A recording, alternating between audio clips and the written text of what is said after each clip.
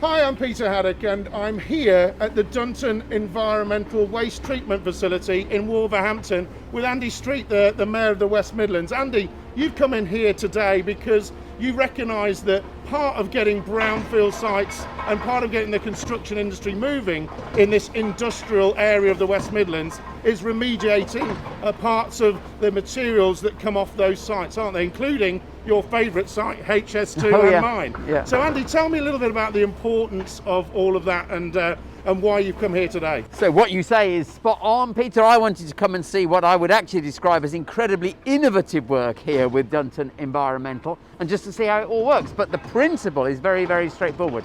We're trying to focus our regeneration, particularly our house building, on brownfield sites. We've got, of course, funding to do that. We've got, of course, the Brownfield Institute at Wolverhampton University now agreed, but this is another part of the jigsaw.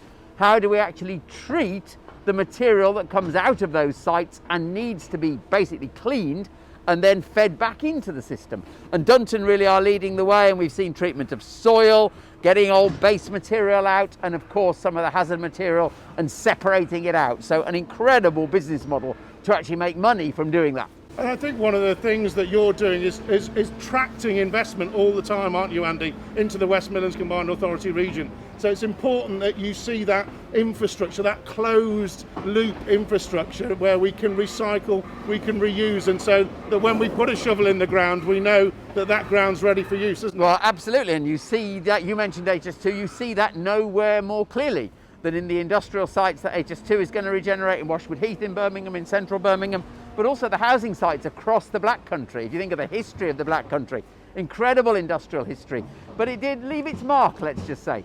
So it's very important that this business and others like it actually do the remediation work. And also, Andy, I know you're a big fan of technology, innovation, and having the West Midlands as a hub for innovation, not just in our area, not just in the UK, but globally. And I noticed earlier today you were holding a new brick which had 50% worth of plastics in it that normally would go to landfill. That's the kind of thing and technology we need as well, isn't it? Oh yes, and there's a general point here that I want the West Midlands to be the centre of this new industry.